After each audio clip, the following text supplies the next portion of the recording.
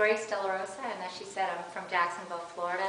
I am a minister at the Cosmic Church of Truth, which is one of the only metaphysical and spiritualist churches in Jacksonville, Florida. So if you ever come through or visit Jacksonville, please feel free to stop by or give me a call. Let me know that you're coming, and I'll make sure I'm at church to greet you. Okay? I'll leave some cards. I'll have some cards. If you come up to me, I'll give you my cards. I'm also a medium and psychic. I do channeling. I have I learned recently. I channel the Ascended Masters, saints, beautiful Jesus, Mary, Buddha, all of that. Beautiful realm of spirituality. And I'm here for Mother's Day, and I didn't have anything prepared. I usually don't like to have anything prepared. I always ask Spirit to come through in this moment in time and say what needs to be said through me to share with all of you. As a mother myself, I have a lot of my own feelings and my own experiences, so I'll be sharing that with you as well. But what I'd like to say too is thank you, first and foremost, for coming here. You took the time to decide to come here, so I thank you for your time. I'm very mindful of your time, especially when there's so many other things to do on Mother's Day. So thank you and bless you, and very grateful for all of you to be here. So what I wanted to start off with, I think, is just what is motherhood? Motherhood today, when we celebrate Mother's Day, I noticed that we say Happy Mother's Day to all mothers, when in fact the origination of the holiday was to just celebrate our mother, and then it grew into becoming all mothers, and now it's also grown into becoming the feminine aspect of humanity, right? What is it that the feminine energy can bring to the table, even with a man? So even though we are in these bodies, even though we're seen to be separated with the physicality of a male and the physicality of a woman, we're both still the same. We have the same needs. We have the need for love, right, first and foremost. We have a need for being seen, for being heard, and we're all special in that way. That's what brings us together. And as a mother, we bear each and every single one of us. And we have this innate ability to be able to hone in on people's energies, right? Mothers tend to be way more intuitive. Why? Because that is the homing device that we have to make sure that our children don't get led into danger. We usually know as mothers, what's going on. If it's too quiet, what do we do when children are around? We know something is up. You don't need to be a woman to have these intuitions, these things, these traits, these feminine traits are also in men. But what I found has happened over many, many generations, the men have been trained to think differently than us, to think different in a sense that, what's the first thing we tell our boys when we see them crying when they're older? You got this. Don't cry. Don't cry. Well, why is that? Why are we telling our men that? Our little boys, our little children are just little humans. I try my best not to think that they're just children. They're adults. They're adults in children's bodies, and I like to say we're children in adults' bodies, right? So, as a mother, what we want to do is nurture. We want to nourish. We want to make sure that the child is uplifted so that they know how valuable they are. I find that a lot of children today, not all, but a lot of children today don't even know what their value is. That's why we see a lot of young ladies having babies, babies having babies.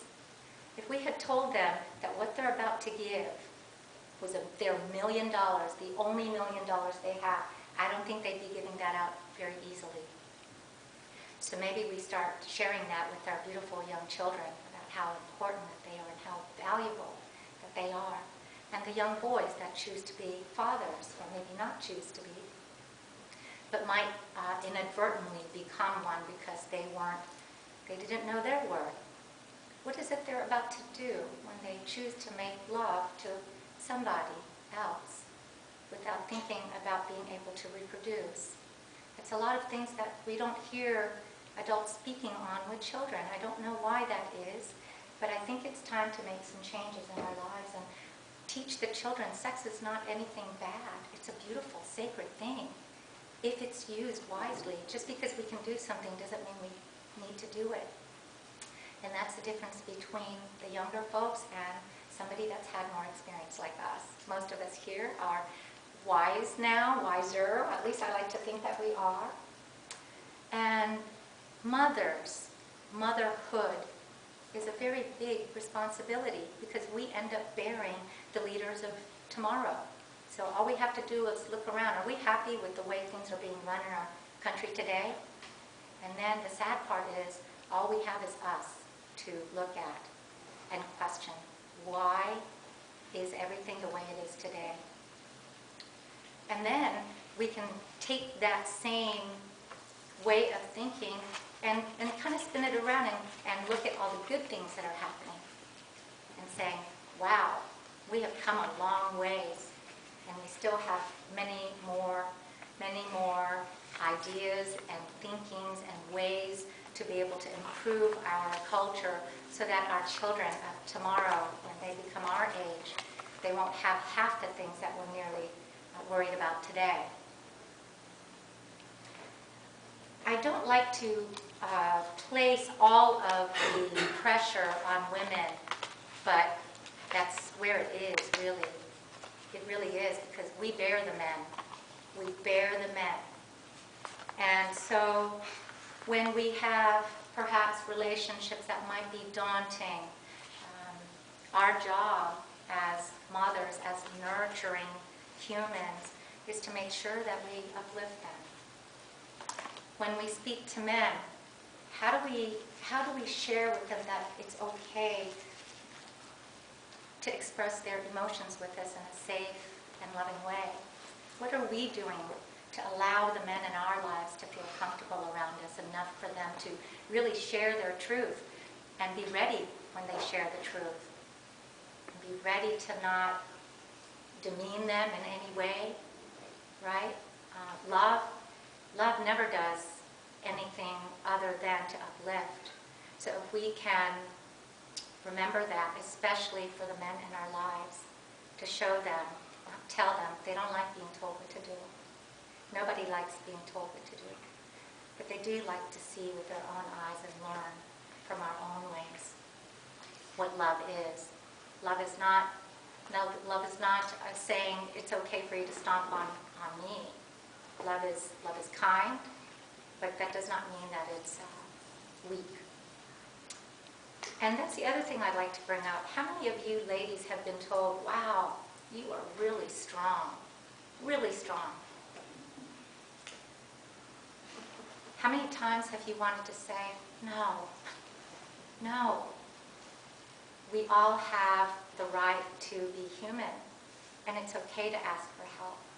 The hardest thing for many women and people that help is to ask for help ourselves. It's very difficult, and I implore each and every one of you to notice, look around you and see how many people love you and are there to help you if you ask for the help. We have to ask. Our men are not going to know or read our minds, or if we're in another type of relationship, you might be with a woman, your spouse, or your loved one, whatever that may be. So forgive me if I say man and woman. I speak from the traditional way, but please know that I'm speaking from all sense of that direction and the freedom to love unconditionally anybody, male, female, whatever that may be. And that's part of being a mother also. Part of being a mother is just complete unconditional love. Growing up, I can say that, and looking around with all of my friends and their mothers and fathers, and all of my friends that have grown up, I see that, well, I see that the roles are slowly being blurred over time. There's good and bad in that. We have the convenience now as women to be able to rely more on our significant other if they're the ones working outside of the home. And the woman is staying in the home to be able to ask the husband to stay home and be the mother for the day. The mother is the role, right? That's just the label of the role. But when we come together as one, I feel, from my own sense, it's a teamwork. It's a synergistic, symbiotic type of relationship where if what I can't do, I'm hoping and praying that my loved one will be able to do. My yin and the yang, right? There's a yin and the yang. There's a push and the pull. So whatever I can't do, I'm hoping my significant other can do. And vice versa. Whatever their weakness is hopefully my strength. And when you look around and you feel with your heart, who are you resonating with the most? And I'm speaking of other women that you might have in your life. Who is it that you look up to, that you see, that you love to emulate? And if you're a man, I'm not meaning to isolate you, but I wanted to just kind of touch on just the woman part of it. You know, the male has a beautiful opportunities to be mother also, not necessarily just with the children, parent-wise, but anywhere that we go to, right? Males have the opportunity to show that not all males are all masculine energy. I find that I enjoy the way the males are taking their role in the marriages today. They step up a little bit more. You know, I speak to my father, and he helps around the house a lot for my mother, who's losing her faculties, her mental faculties. So my father is having to help her out more and more today. And I see him nurturing her. Nurturing. So we women, the feminine, the mother in us, whether we're male or female, nurtures. That's the number one thing, nurturing.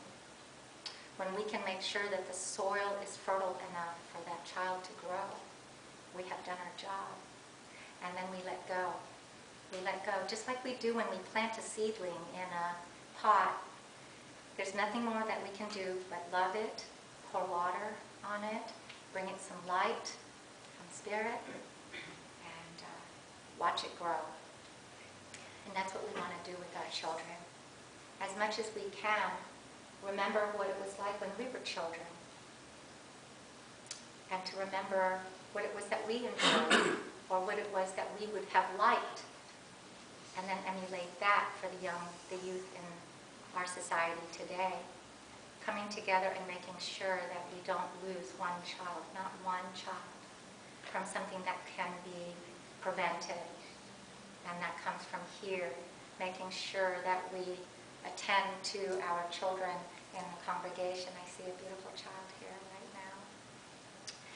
Looking around, making sure that we mother that child when we step outside of the rooms here, and recognize that that child's nervous system is actually absorbing everything that we can't see.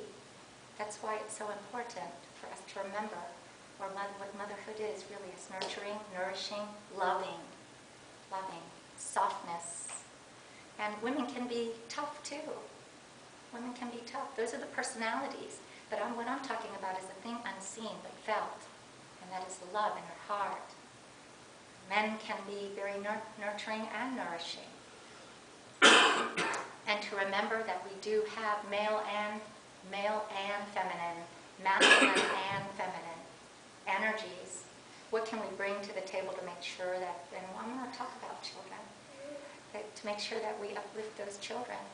What are we doing today? How can we blur the line of that division called male and female? Can we bring it all together as one and just see each other as just humans? And uplifting all? And celebrating motherhood as much as we do fatherhood? And knowing that some people have to do both roles. And today it's mothers, right? All about mothers. I also want to say I don't want to keep us divided. We do have men here.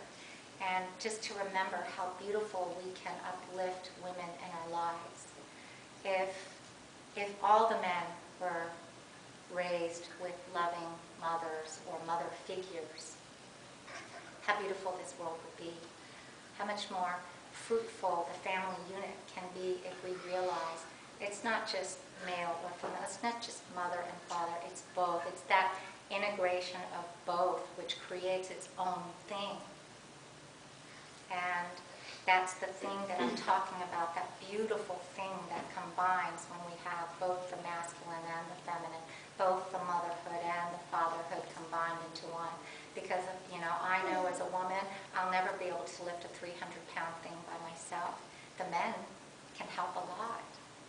That's what we did way back in the day, right? The men went out and gathered, and the women stayed home and helped with everything else. Today, there's a lot of women out there doing all that, right? A lot of us work outside of the homes. A lot of us bring the food to the table. And I've been seeing a lot of fathers actually raising the children. That wasn't seen very frequently when I was growing up.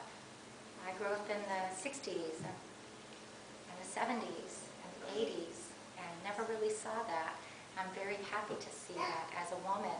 Hopefully our daughters and our daughters' daughters will be able to feel more empowered when their true partner comes into their life and recognizes the beauty of motherhood.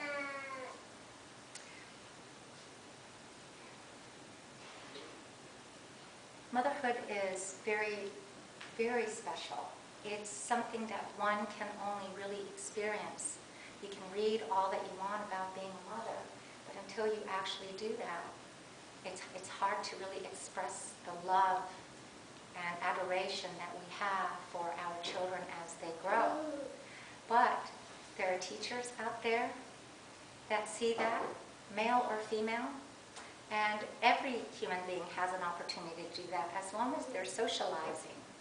We want to make sure that we don't isolate from one another and try to connect with those people that are still there, nurturing and nourishing others. I love the sound of the pitter-patter of the babies and their laughter. It's so pure. And it's okay that the baby is speaking right now. That's just part of what it is. I find that they remind us of what it's like to be youthful again. In here, not just here, but here. And I'm so grateful that the child is with me, with us. I feel the baby's spirit. What I would love for us to do, I see it just have a few more minutes left. I would like for us to just today, before we leave here, can we just close your eyes very gently. Breathe in and out through your nostrils, gently.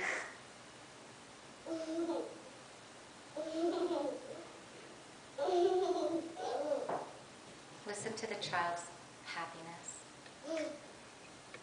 unadulterated, just complete authenticity. And now I want you to just open your eyes slowly. Notice the first color you see. And today when you leave, I want you to look that up and type in spiritual meaning. Every time you do that, it will be different because in that moment your aura is different, your energy. And I ask that you bring that with you throughout the day and notice the children around you and just feel and just radiate outwards how much you love that child. Bless the child today. I ask that we always bless the children around us. We have to have a brighter tomorrow for our next few generations to come, and to remind the men how beautiful women are, how much we love you, how much you are loved, and how much we hope and pray that you continue to stay open and share your truth always. 5 minutes of discomfort is well worth a lifetime, rather than a lifetime of resentment. You know? So as a mother, as a woman,